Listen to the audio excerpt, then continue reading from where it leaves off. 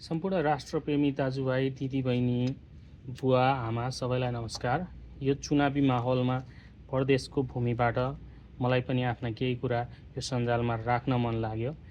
हुन त धेरै माझ पुग्दैन मेरो कुरा, तर पनि कुनै दललाई जिताउने हराउने भन्दा पनि समाजलाई कता डोर्याउने र कुनै दल विशेषभन्दा समाजमा रहेको कुसंस्कारलाई लक्षित छ यो मेरो विचार। र यो कुसंस्कारलाई कसरी तोड्न सकिन्छ र कसरी देशलाई समृद्धिको बाटोमा लैजान सकिन्छ भन्ने मेरो आफ्नो बुझाइ राख्न गएको छु।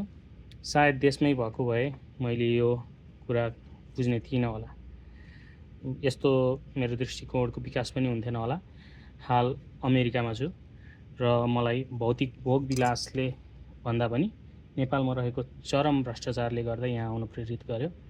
चाहेको भए म पनि त्यहाँ कुनै दलको झोला बोकेर सरकारी जागिर या त्यस्तै केही गरेर अनैतिक धन आर्जन गर्न केही गाह्रो थिएन होला, तर मलाई सत्ता र संयन्त्रमा हुने भ्रष्टाचारको भागीदार हुन आफ्नो अन्तरात्माले कहिल्यै उन्मुख गराएन। अनि कृषि विषयमा स्नातक गरिसकेपछि गैर सरकारी सेवा गर्छु भनेर लागेँ। सरकारी जागिरमा मलाई जाने मन भएन। भ्रष्टाचारको त्यो जालो देखेर त्यसमा रहेको व्याप्त भ्रष्टाचार जुन जताततै छ, जसलाई छर्लङ्गै सबैले देखेको छ।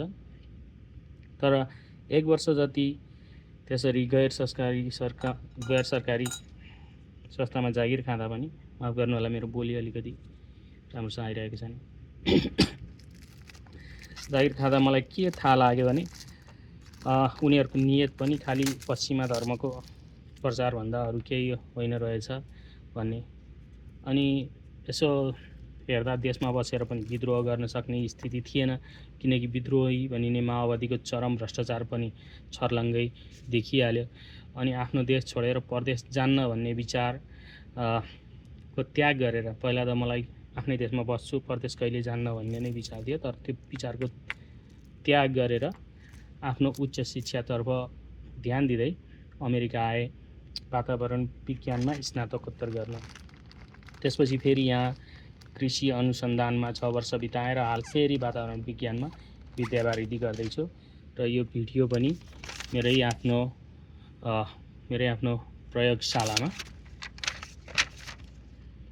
प्रयोगशालामा आफ्नो कर्म गर्दै रेकर्ड गर्दैछु।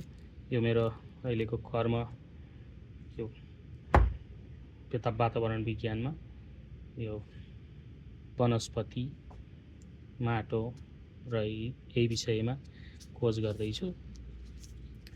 तर यतिका वर्षको मेरो विद्रोही सोच अहिले आएर फरक धारमा भग्न थालेको छ। पहिले हो भने मलाई मेरो समर्थन घन्टीमा हुन्थ्यो, किनकि पहिला कुहिएको जरा उखेल्नु छ देश र समाजमा, सत्तामा मात्र होइन, वडा स्तरदेखि सानो कार्यालयसम्म, जहाँ कुहिएको जरा जसरी भ्रष्टहरू व्याप्त छन् त्यसलाई नउखेलिकन देशमा कुनै पनि राम्रो फल फल्ने छैन, देशमा कुनै पनि राम्रो खेती हुने छैन। तर यसरी जनलहर घन्टीमा हुँदाहुँदै पनि अहिले मलाई भने हलोलाई साथ दिउँ जस्तो लागेको छ। यो कुनै दलको भन्दा पनि मेरो यो विचारको समर्थन हो। राजेन्द्र लिङ्गदेनले भनेको जस्तो आमाको रगतको कसम खानु चान्चुने कुरा होइन। हुन त केपी ओली र प्रचण्ड अन्य दलका धेरै छन् जादुगरहरू, जादु देखाएर मान्छेलाई मजाले झुक्काउन सक्छन्, मजाले अब के अब उनीहरूको नारा के हुन्छ, साह्रै राम्रो नारा हुन्छ, साह्रै ठुलो कसम हुन्छ, साह्रै ठुलो सपना हुन्छ, त्यो त सबैले गर्ने हो। तर हिन्दू राष्ट्रको मुद्दा भनेको हलुका विषय होइन, र यो केवल राष्ट्र संस्थाको मात्र बोक्ने भरिया पनि होइन। यो त हाम्रो पूर्वीय सनातन संस्कृतिको संरक्षण हो। हिन्दू राष्ट्र र यो मुद्दा भनेको हाम्रो पूर्वीय सनातन संस्कृतिको संरक्षण हो, र र यसको संरक्षण किन गर्नु पर्यो होला यस्तो भन्नु होला। यसको विषयमा त लामो भिडियो फेरि अर्कै बनाउनुपर्छ, यो भिडियो नै अहिले लामो भइसक्यो। तर छोटकरीमा भन्दा म सानो छँदा आस्तिक नै थिएँ, मन्दिर जान्थेँ, धर्मकर्ममा विश्वास गर्थेँ। धेरै हदसम्म मलाई धार्मिक ग्रन्थहरू मन पर्थ्यो, त्यसका कथाहरू महाभारत रामायणका किस्साहरू पनि मन पर्थ्यो, त्यो अझै पनि मनपर्छ। त्यसैले गर्दा नै आज यो ठाउँमा आइपुगेछु।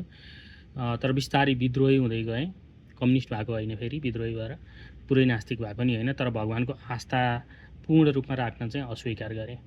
त्यो बिच पनि फेरि भगवानलाई प्रश्न गर्दा गर्दै अब पूर्ण आस्था राख्न नसकेपछि धेरै प्रश्नहरू आउँछन्, र त्यो प्रश्न गर्दा गर्दै पनि पूर्वीय दर्शनको र आधुनिक विज्ञानको भगवानप्रति हुने बहस खोज यी कुरामा अध्ययन गरि नै रहे, र अन्त्यमा गएर यो ईश्वरीय सत्ताको स्वीकार गरेको छु। अहिले यो विदेशी भूमिमा अमेरिका जस्तो भोगविलासको राजधानी भनौँ संसारकै, अब संसारमा सबै ठाउँमा भोगविलास त भइहाल्छ, तर सबैले भोगको लागि मानेको ठाउँमा आएर पनि फेरि ईश्वरीय सत्ताको नै मैले स्वीकार गरेँ।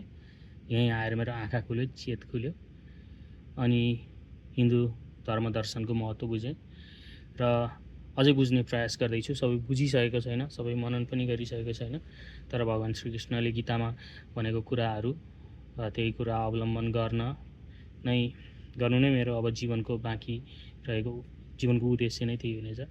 आजसम्मको मेरो यात्रा अनि विरोधाभासपूर्ण जीवन, कहिले भगवानलाई मान्ने, कहिले आस्था, कहिले अनास्था गर्ने, यस्तो जीवन पश्चात अब केसहरू सेत्तै फुल्न थालिसकेपछि बल्ल केही बुझ्दैछु, बल्ल केही फरक कुरा, र बल्ल आफ्नो संस्कृति, आफ्नो धर्म र पूर्वीय दर्शन र ऋषिमुनिहरूले दिएको जुन ज्ञान, अथाह ज्ञान छ, त्यो आज संसारमा कहीँ पनि कुनै पनि अरू दर्शनमा भेटिँदैन जस्तो लाग्छ मलाई, भेटिँदैन पनि। त्यो सबैले मानेको अहिले नेपालीहरूलाई अथवा त्यो पूर्वीय दर्शनमा बसेर यो कुरा कतिलाई बुझ्न गाह्रो होला, किनकि त्यहाँ कुरीति कुसंस्कारहरू धेरै छ। कुरीति कुसंस्कार देख्दाखेरि त्यो दर्शनलाई बुझ्न गाह्रो नै हुन्छ। तर यो कुरा त अहिले विश्वमा रहेका चर्चित अथवा विद्वान अथवा वैज्ञानिक यी सबैले हाम्रो पूर्वीय दर्शन, भागवत गीताको ज्ञान र पुराणहरू र वेदव्यासले लेखेका रामायण र वाल्मिकीले लेखेका वेदव्यासले लेखेका महाभारत, श्रीमद्भागवत महापुराण र वाल्मिकीले लेखेका रामायण र अन्य ऋषिमुनिले लेखेका अन्य ग्रन्थहरू, अन्य उपनिषदहरू, सबै जुन हिन्दू दर्शन, पूर्वीय दर्शनमा रहेको छ, यी कुराहरूलाई विश्वव्यापी रूपमा विश्वव्यापी विद्वानहरूले नै अहिले स्वीकार गरेका छन्, र यो कुरा खोज्दा मजाले भेट्न सक्नुहुन्छ। र पूर्वीय दर्शनको वैज्ञानिक आधार र अहिलेको वैज्ञानिक ज्ञान, यो दुईटालाई कसरी भने, यो दुईटालाई लिङ्क गरेर यो दुईटालाई